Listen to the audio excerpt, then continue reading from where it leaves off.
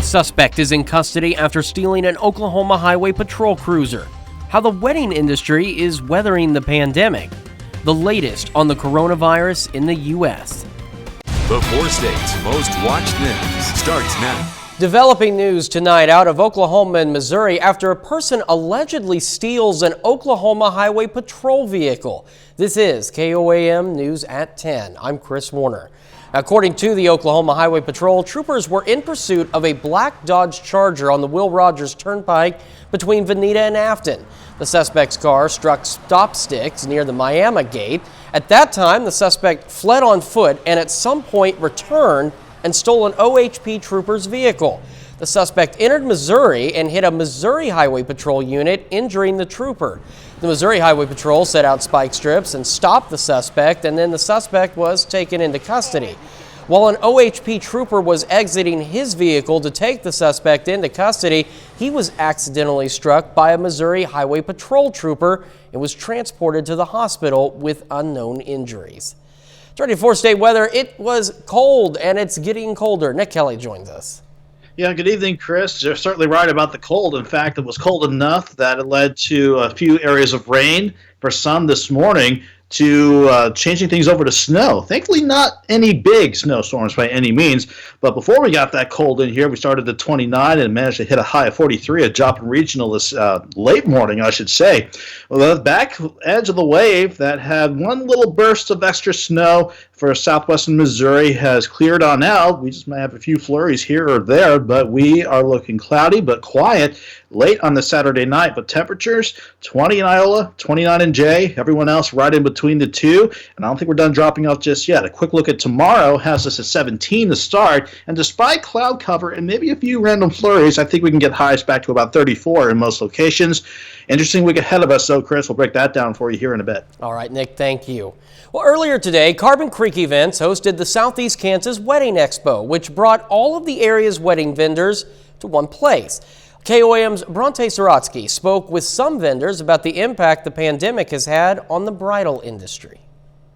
When the pandemic first hit, one of the many industries slapped hard was the wedding industry. We had just opened whenever COVID hit here. Abby Geiger, the owner of Wild Iris Event Center, had just established her business when she was shut down due to the pandemic. She couldn't start up again until October, after wedding season had ended. So right when we were opening back up, it's like you're heading out of wedding season. Erica Stevie, who works at Sweet Designs Bakery, says despite the uncertainty of the pandemic, brides are still planning for their future weddings. Even with the upsetting COVID situation, brides are still very hopeful for fall weddings and weddings coming of next year. So they're going to go ahead and start planning early, and I think that's awesome. That's why events like the Southeast Kansas Wedding Expo hold such importance in times like these. And nobody really knew about us or knew, so we are really excited to be here today just to get the word out that we are doing what we're doing. For now, the future is still unknown for those working in the bridal industry. In Pittsburgh, Bronte Sorotsky, KOAM News. With the uncertainty of the bridal industry, vendors are hoping to use this event to gain some new customers. World Class Sports held their annual J.L. Hutchinson Baseball Equipment Drop-Off. And that's a big title, and it's a title that helps a number of families. It's even more helpful this year as the event was canceled last year. Now, people were able to bring their new or slightly used equipment to World Class for families in need to use for the upcoming season. Donations included some of the obvious things like baseballs, cleats, pants, bats, bat bags, and helmets. It's great. We love having it, and that's why basically we do it, is because we know that once you start buying all that gear, it can really add up. And so we want kids to have the opportunity to play baseball in Pittsburgh, and we don't want them to not play because maybe they don't have a glove or a bat or some cleats or something. So anything we can do to get more kids involved in our league, we're trying to do. Now, families in need will be able to take home the gear starting February the 13th. And as mutations of the coronavirus gain ground in parts of the U.S., the more contagious variant first seen in the UK has now been detected in another state. And President Biden shares details of his nearly $2 trillion COVID relief plan in an exclusive interview with CBS Evening News anchor Norah O'Donnell. Michael George reports from New York. A resident of Hawaii with no recent travel history has been diagnosed with the state's first case of the COVID variant initially detected in the UK. On the eve of the Super Bowl in Tampa, health officials are urging Americans to avoid gatherings beyond one's own household. We're going to stay in and make our famous salsa and chips. Fresh air, lots of good friends, but we're not going to stay too close to them, 6 feet apart. People should be able to do what they want if they want to go watch the game at a bar or go to a friend's house. About a year into the pandemic, some states are easing restrictions. Starting Sunday, Iowa residents won't have to wear masks in indoor public spaces. The U.S. Supreme Court also issued orders prohibiting California from banning indoor church services. But the state can keep its ban on singing and chanting indoors. In his first television interview since being sworn in, President Biden tells CBS Evening News anchor Norah O'Donnell he's open to compromise with Republicans on who receives $1,400 stimulus checks. Is it someone who makes up to $50,000 or is it someone who makes up to $75,000? I'm prepared to negotiate that, but here's the deal. Middle-class folks need help.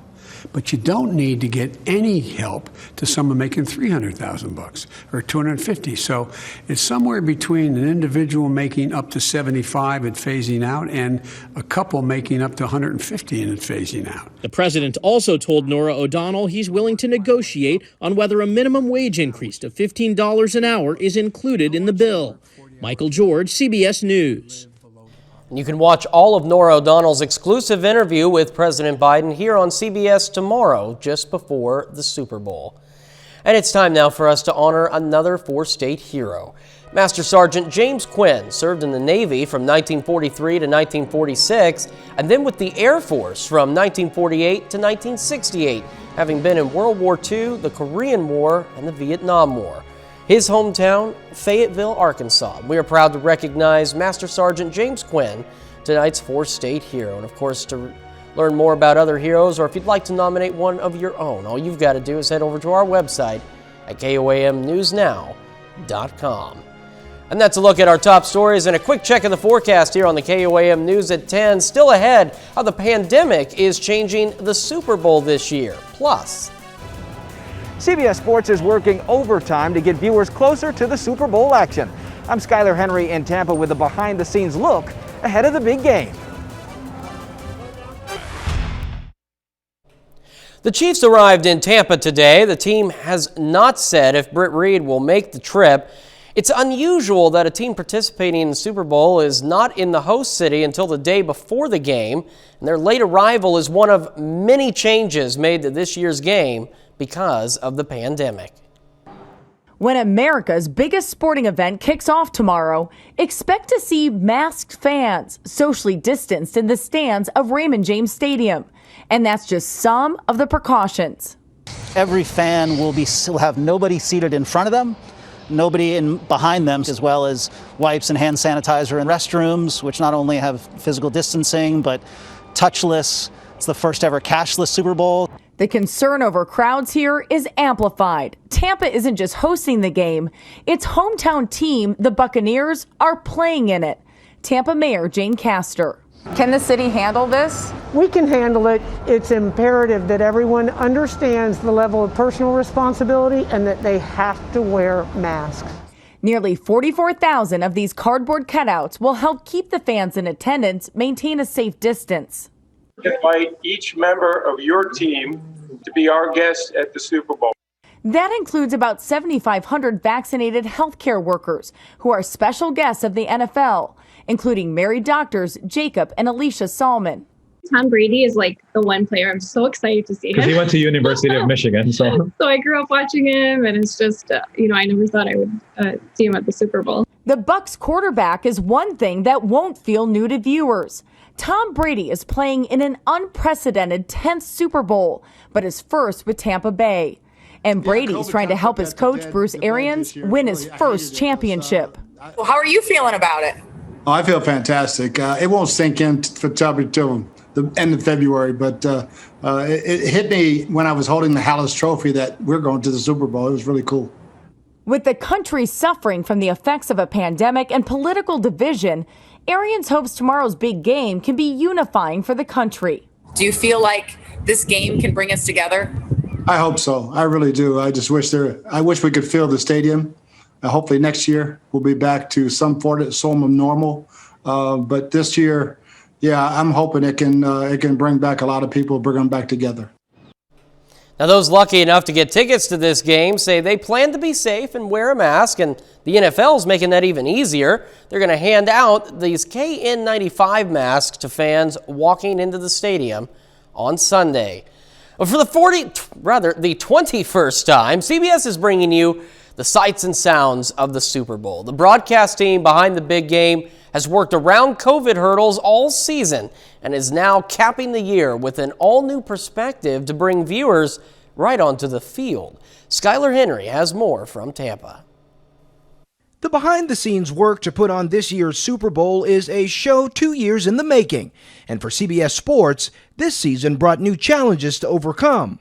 I think that's what makes us so good. We come for that moment, we attack that moment, we put the best product out there that we possibly can, and then we come right back and do it again. The staff bringing you the broadcast both in front of the camera and behind is ready, with a new look to keep up with the action. This game is hold your breath. There's going to be a big highlight coming at you every couple of minutes. With the pandemic limiting game attendance, CBS Sports can actually put cameras in places never allowed before, bringing viewers new angles and closer to the game. 120 cameras from the ground to the air will be in and around Raymond James Stadium, including 18 robotic cameras and new gadgets typically reserved for major motion pictures. New tech for a Super Bowl filled with once-in-a-lifetime storylines. As a football fan, this is as good as it gets, and I can tell you right now, in 30, 40 years from now, I have a funny feeling this might be the greatest matchup that, from a story perspective. And with kickoff just 1 day away, the crew is ready to deliver the greatest game possible for millions of viewers. Skylar Henry, CBS News, Tampa. And of course, you can watch Super Bowl 55 right here on CBS on KOAM. Kickoff is tomorrow at 5:30. Meteorologist Nick Kelly is up next with his full forecast. Okay.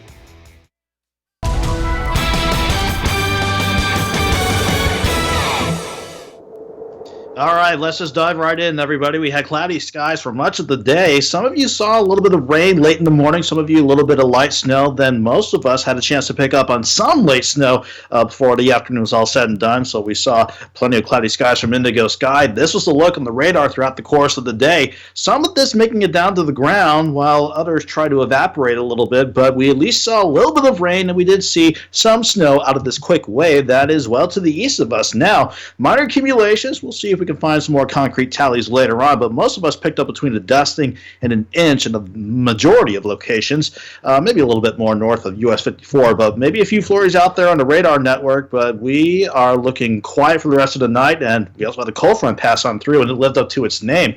50 for a high yesterday, lower 30s this morning, 41 for the early afternoon, late morning high, and then we just saw temperatures crater behind the front, and we are still cold out there right now. 24 is the official number at Joplin Regional. Feels like 14 with the north breeze, almost pushing 10 miles per hour. Everyone's sitting in the 20 to 29 degree range, so everybody rather pretty much in the 20s, and I think we're dropping back into the teens tonight, even though we're going to hold firm with mainly mostly cloudy skies for tonight. That wave with the rain and the snow well to the east of us now. At the surface, the front that brought in the colder air already well to the south of us. We have high pressure keeping that northeasterly breeze in place for tonight, but the main driver of our weather for much of next week is this upper low sitting north of Minneapolis, and this has plenty of tricks up its sleeve, so let's start breaking that down for you.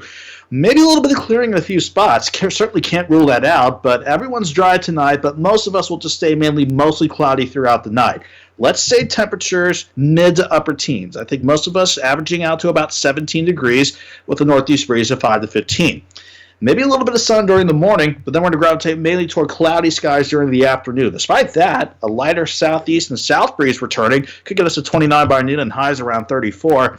And on the future track here, you can see maybe a little blip of very light snow or a few snow flurries showing up on the southwest Missouri side. That's because of a quick wave passing to our north, affecting mainly central and northern Missouri. It could bring in a few flurries here. That's not looking like a big deal. I see our next best shot for rain and snow holding off until Monday. Minor accumulations with that. If we see anything so far, maybe an inch or less of snow out of that. We'll watch for another shot of sleet and snow Tuesday, maybe heading into Wednesday morning. Then we got another shot of wintry weather come Thursday. But once we hit the end of the week, that main upper low, look at what it does with temperatures by the end of the week. 8 for Friday morning, 19 for a high on Friday, and dropping to 3 Saturday morning before we rebound to 20. Before we deal with that brutal cold, Chris, we will top out around 34 tomorrow, 37 Monday, and near 30 Tuesday and Wednesday. Well, winter took its time getting here, but it's definitely arrived now.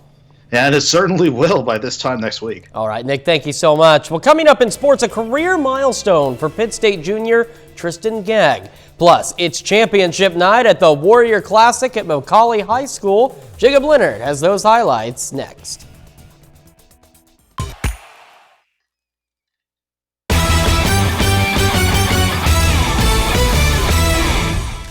Tonight is championship night at the Warrior Classic at Macaulay Catholic High School. The title game features 2 teams from Joplin. Tournament host Macaulay facing College Heights. Now, these 2 teams, 32-8 combined this season coming into the night. We'll start it off in the first quarter. Cougars in transition. That's Grace Bishop back there. And the foul. 25 points tonight for Bishop. College Heights up 1. Then Kaylee Teeter gets the rock, drops in the 3 from the top of the key. Warriors, though, trailing by 5 at half. Third quarter, Jaylee Johnson going coast to coast. Do a little traffic for the score. Cougars push their lead to 8. End of the third, back to Bishop again. 3 from the far corner. Cougars drop 22 as a team in the third. Fourth quarter, Bishop doing it from the other side this time. College Heights up 23. Cougars win the Mercy Warrior Classic Championship 57-29. The Pittsburgh State Gorillas are at home tonight, hosting the Lincoln Blue Tigers. On the women's side, the Gorillas aim to bounce back after a tough loss to Central Missouri on Thursday. Now this one, the second meeting of the season between the 2 teams. PSU won the first one by 7. Kaylee DeMitz was hot early. Can't leave her open there, man. Then look at the footwork here for DeMitz. She had 9 of the team's first 11 points, finished with a team-high 19. The second quarter, Sydney Crane making a big play here. Hustles down the offensive board, kicks it out to Aaron Davis for 3. Crane and Davis each with 10 in the first half.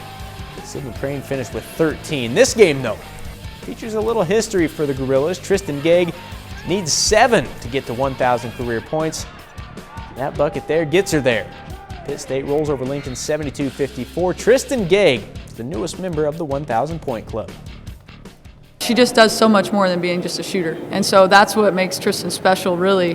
There's tons of kids that are just shooters, but it's hard to get to 1,000 points just being a three-point shooter. And so I think that that's what's really special about her. She likes to have that responsibility, and she likes to be a scorer, and I have a lot of confidence in her in doing that, and I know her teammates do too. In the men's game, Gorillas have been really good lately, trying to pick up their 5th straight win. And Ryan Pippins put up 26 last time out, gets to the rim here. Other end, look at Cameron Potts for Lincoln. Getting up and putting down the one-handed jam. He had 27. Antonio Givens the second, going to work inside for PSU. Givens gets a career-high 20 points tonight. Check this out, though. Right before the break, Martin Votes pulling up from way downtown. Beats the halftime buzzer. This one actually takes overtime, but PSU makes it 5 straight, 85-77. The Missouri Southern Lions are also at home this evening with an MIAA doubleheader against Central Missouri. The Southern women trying to pick up back-to-back wins after getting by Lincoln on Thursday.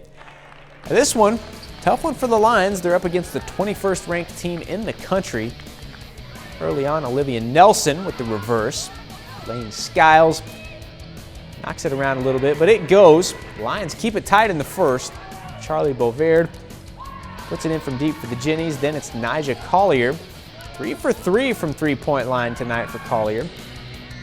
Back to Skiles, puts it within 10 at half. 21 points, a career-high night for Skiles. Into the third, Collier. She had a team-high 22. Other end, Anna Hall going straight to the rim. Lions keep working, but Central finishes one off handily, 78-59. I thought the first quarter we played well, did a lot of positive things. They shot the ball extremely well, but we was right there at 3 points. It was 10 at half, and then they just come out third quarter, and we elevated their game, and we didn't elevate ours. We just got to make sure we compete harder. That's the biggest thing. They just went to the offensive boards a lot harder than we did, so that's going to kill you every time when they get, I think, 21 points off of second chances. To the men's side now, Lions look to sweep the season series against the Mules tonight. Stan Scott starting off with the corner three, and RJ Smith straight to the rim. For the Mules, Garrett Lewenstra with the jumper. That's as the shot clock sounds. Now a steal. Scott puts it in. Lions widening the lead. Second half. You knew this dude was going to show up in the highlights. Cam Martin for three. He knocks in 29 points tonight. Southern dominates. They get their 10th win, 86-67. The Kansas City Chiefs have arrived in Tampa Bay. The Chiefs face the Buccaneers in Super Bowl 55 tomorrow night right here on KOAM. Now you may remember, Chiefs beat the Bucs in the regular season 27-24 all the way back in Week 12. That was the day Tyreek Hill went off for like 270 and 3 scores. And Hill does not know how the Bucs will switch things up this time, but he really doesn't care. Hopefully, what I'm hoping for is just a one-on-one matchup the whole game. But, I probably won't get that. But whatever I get, I'll just be happy, just to be playing in the game, So that's just how I approach it. That's it for sports. We're back with more news after this. Nick Kelly with a final check of that forecast. Cold tonight, cold tomorrow, Chris. Mostly cloudy, maybe a few flurries, highs near 34. Other winter weather chances Monday, Tuesday, Thursday. Full recap of the forecast on the blog, Chris. All right, Nick, thank you so much. That's our time for now. From everyone here making the news at 10 possible, thank you for joining us. We'll be back here tomorrow night, same bat time, same bat channel. Good night.